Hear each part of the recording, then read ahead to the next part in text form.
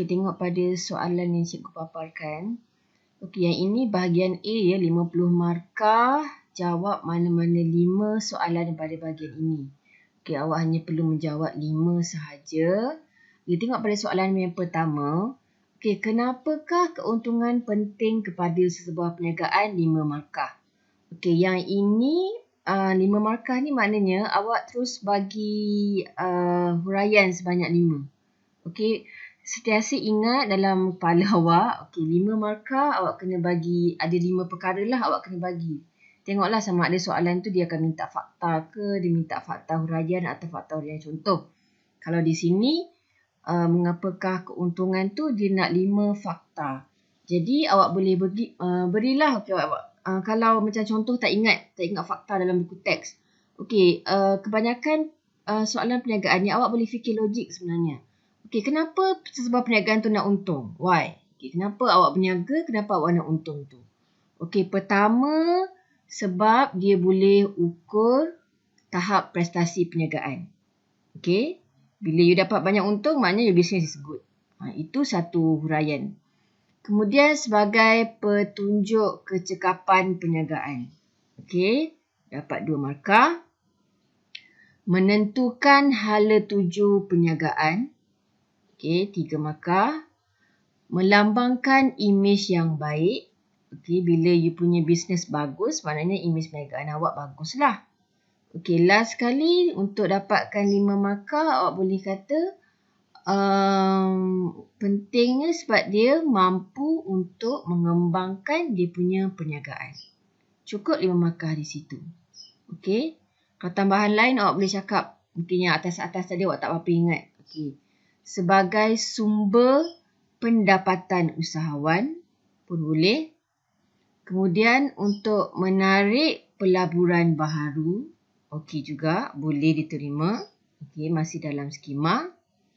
Okey, dan juga boleh nyatakan untuk menjalankan tanggungjawab sosial. Dapat 5 markah di situ.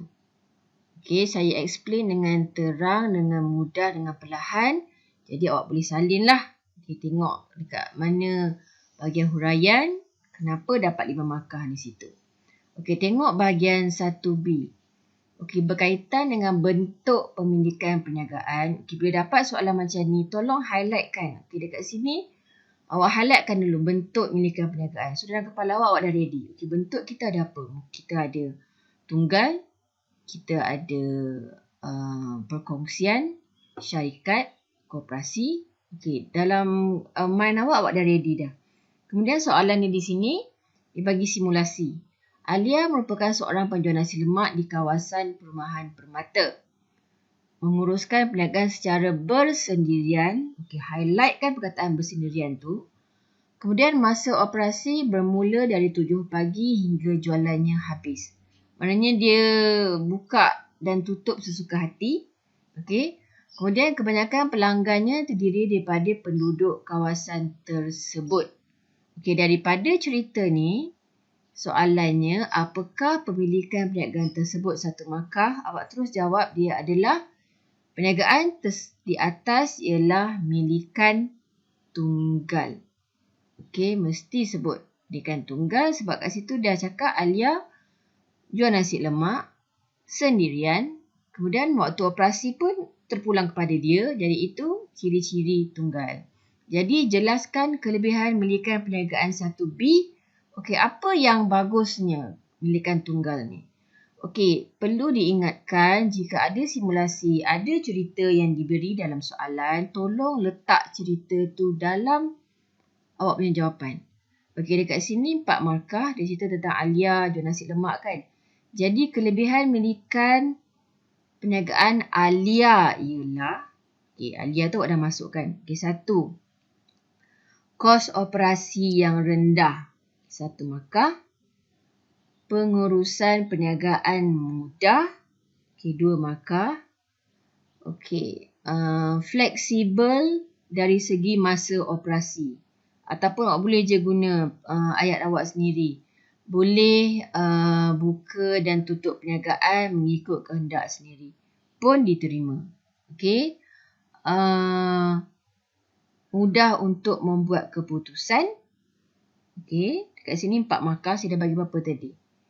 Kemudian daripada cerita ni, dia cakap pelanggan daripada penduduk kawasan tersebut kan. Awak boleh juga bagi berhampiran dengan pelanggan. Okey, tadi saya ingatkan Alia ataupun cerita tentang nasi lemak tu awak kena masukkan. Jadi kita masukkan dekat bahagian kepala dia tadi. Kelebihan mendirikan perniagaan Alia ialah apa dan apa. 4 markah di situ. Okey, itu soalan 1. Okey, kita masuk kepada soalan 2. Okey.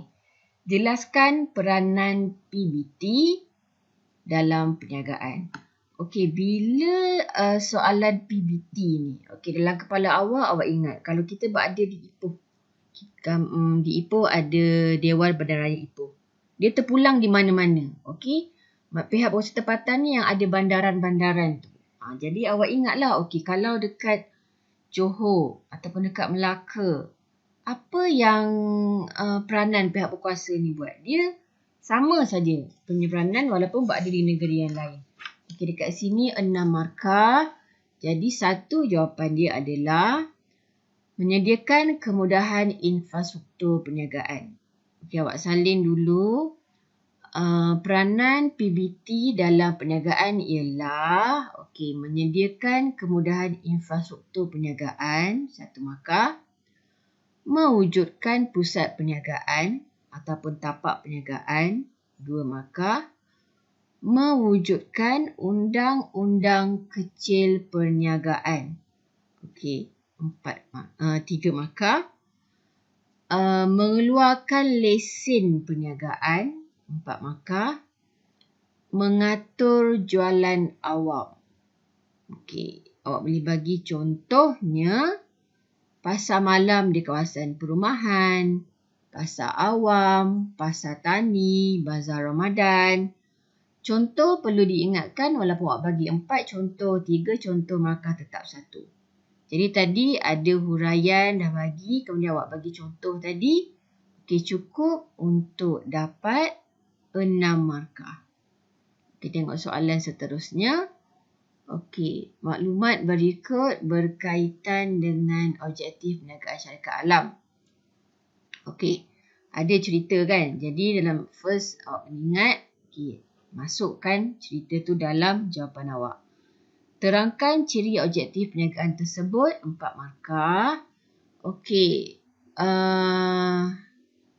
jadi ciri-ciri objektif perniagaan kita tahu ada 5. SMART. Okey, specific, measurable. Okay, ingat 5 tu. Okey. Dekat sini awak boleh bagi fakta 1. Okey, spesifik. Okey, dekat mana dalam cerita ni yang menunjukkan spesifik? Okey, dekat situ objektif dinyatakan secara khusus. Yang mana sasaran pengeluaran sebanyak 100,000 unit. 100,000 unit tu dalam cerita kan awak masukkan. Ataupun boleh juga awak nyatakan mengeluarkan komputer. Okey, pengeluaran komputer. Komputer tu pun spesifik. Okey, dapat 2 markah di situ. Kemudian awak boleh bagi lagi 1 jangka masa. Okey, jangka masa ialah satu tempoh yang ditetapkan bagi mencapai objektif. Jadi dekat sini ditetapkan pada tahun 2019. Okey. Jadi awak dah nyatakan 2 fakta dan 2 huraian dan awak masukkan juga cerita tu dalam jawapan awak. Kalau tak ada cerita, akan ada tolakan 1 markah. Penalti 1 markah. Okey.